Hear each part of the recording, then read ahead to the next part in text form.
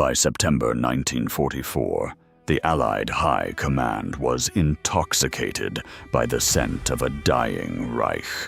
The rapid breakout from Normandy and the liberation of Paris had fostered a dangerous consensus among the top brass. The German army was a broken machine, and the war would be over by Christmas. This atmosphere of triumph led to a series of analytical blind spots that would soon be paid for in blood. As the Allied spearheads reached the German border, they encountered the West Wall, a defensive line that was as much a psychological barrier as it was a physical one. The Hürtgen Forest sat on the fringe of this line, 50 square miles of dense, primeval woodland located along the border between Belgium and Germany. To the casual observer at SHAEF headquarters, it was merely a dark patch on a map, a nuisance to be cleared to protect the right flank of the drive toward the Rhine. But for the men who would be sent inside, it was a vertical labyrinth of fir trees so thick that the swirly touched the forest floor. It was a place where modern technology went to die, and where the tactical advantages of the American army were systematically neutralized. The first systemic failure was one of intelligence and geographical ignorance. General Courtney Hodges, commander of the U.S. First Army, viewed the forest through the lens of traditional infantry doctrine. He believed that by pushing enough divisions into the woods, he could flush out the defenders and secure the high ground. What he failed to grasp was that the Germans had spent years surveying every trail, every ridge, and every clearing. The Hürtgen was not just a forest, it was a pre-registered kill zone, where every square inch had been mapped for artillery fire. The most tragic irony of the campaign lay in the objective itself.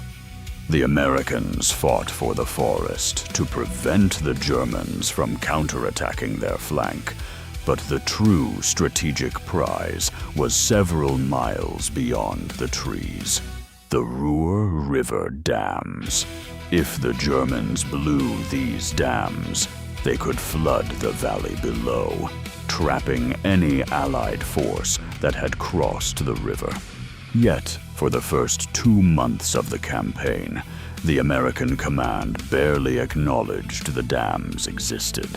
They sent thousands of men into the green hell to secure a forest that could have been bypassed entirely if the dams had been the primary target from the start.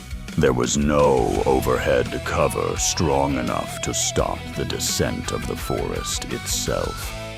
Men were found weeks later, not just riddled with shrapnel, but impaled by the very trees they had sought for cover. By October, the 9th Division had been bled white, gaining only a few thousand yards at the cost of 4,500 casualties. They were replaced by the 28th Infantry Division, the Bloody Bucket. Their mission was even more ambitious: to capture the town of Schmidt, located on a ridge deep within the forest. The command failure here reached a level of negligence that bordered on the criminal. The only supply route into Schmidt was the Call Trail, a narrow, winding path that was barely wide enough for a jeep, let alone the tanks required to support an infantry assault. The German defense utilized a terrifying innovation: the tree burst. Rather than setting their artillery fuses to explode on impact with the ground, they set them to detonate in the treetops. When a shell hit the upper branches, it rained down a lethal shower of jagged steel and razor-sharp wood splinters. Foxholes, the traditional refuge of the infantryman, became wooden coffins. There was no overhead cover strong enough to stop the descent of the forest itself. Men were found weeks later, not just riddled with shrapnel, but impaled by the very trees they had sought for cover. By October, the 9th Division had been bled white, gaining only a few thousand yards at the cost of 4,500 casualties. They were replaced by the 28th Infantry Division, the Bloody Bucket. Their mission was even more ambitious: to capture the town of Schmidt, located on a ridge deep within the forest. The command failure here reached a level of negligence that bordered on the criminal. The only supply route into Schmidt was the Call Trail, a narrow, winding path that was barely wide enough for a jeep, let alone the tanks required to support an infantry assault. As the 28th pushed toward Schmidt, the weather turned. Freezing rain and sleet transformed the forest into a landscape of gray misery. Trench foot became as great a threat as the German Mauser. The soldiers were wearing summer uniforms, their boots soaking through within hours.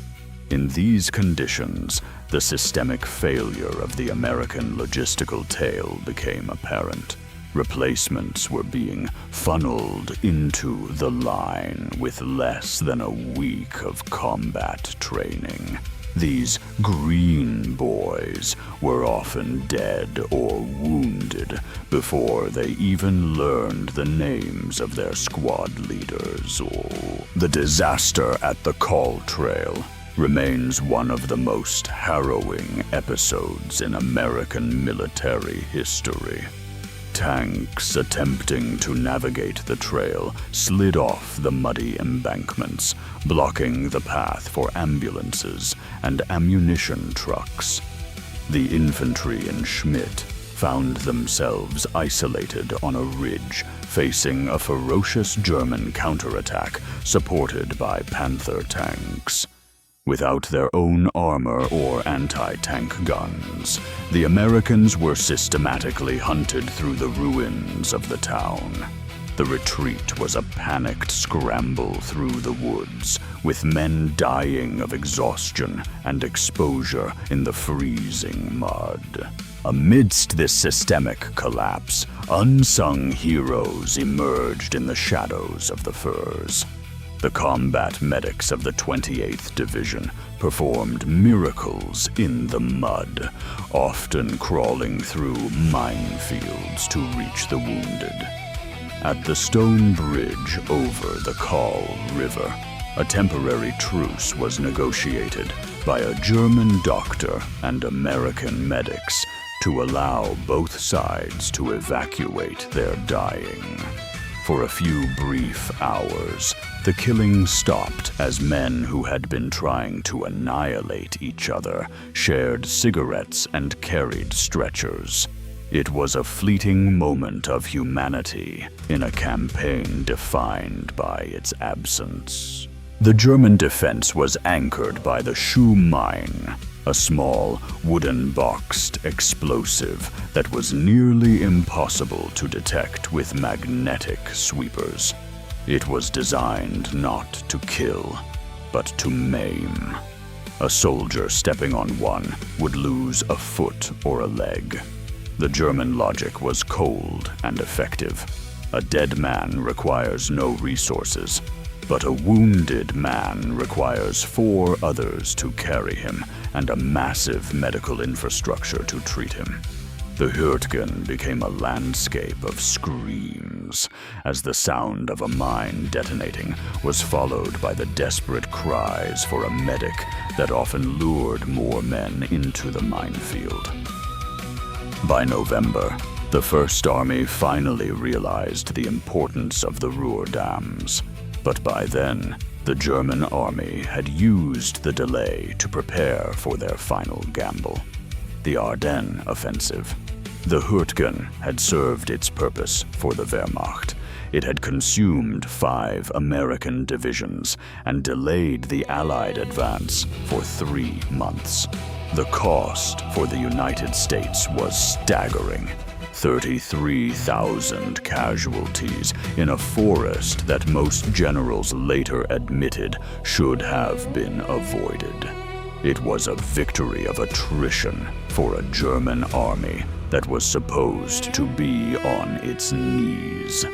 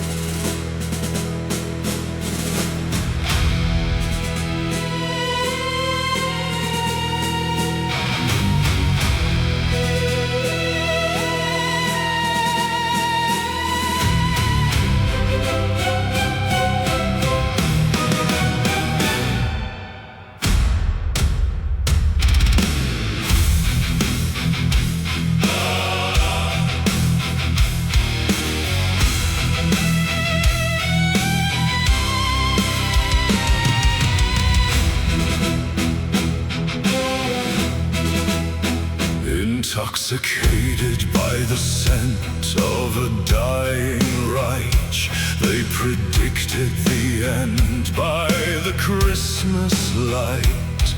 But the West Wall waits where the winter crawls, 50 square miles of vertical walls into the Hürtgen, the primeval deep, where the sun never shines and the monsters sleep. The armor is frozen, the pilots are blind, in a green hell born to erase mankind. No glory here, no cinematic sky, just a dark patch on a map where the young boys die. The canopy thickens, the cold rain descends to the valley of shadow where the road ends. Oh, welcome to the death factory tonight. The trees are bursting in the pale gray light. Sharp splintered wood and the rain of steel. Flesh turned to mud on a broken wheel. 33,000 ghosts in the clay. The price of the pride that we threw away.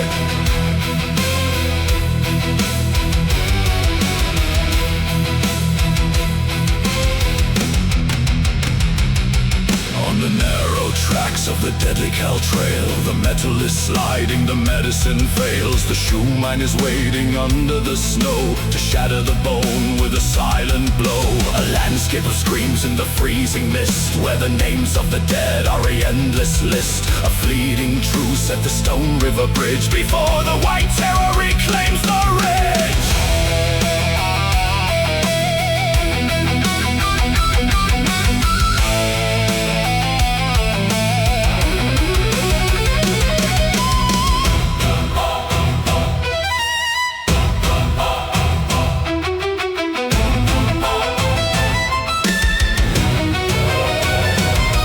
The Rur dams are holding the flood in their hand and bypass prize in a forgotten land.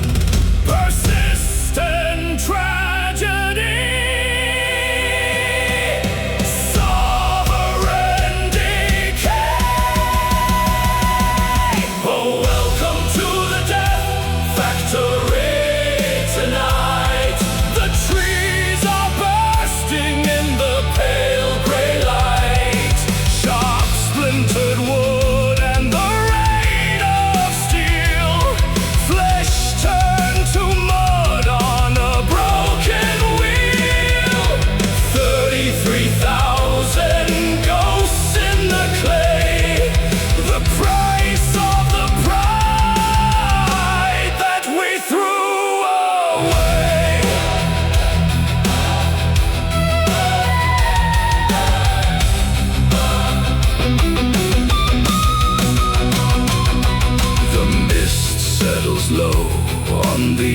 joyful peace.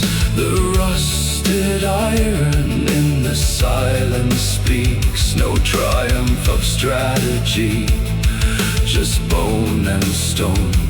We are left in the shadow.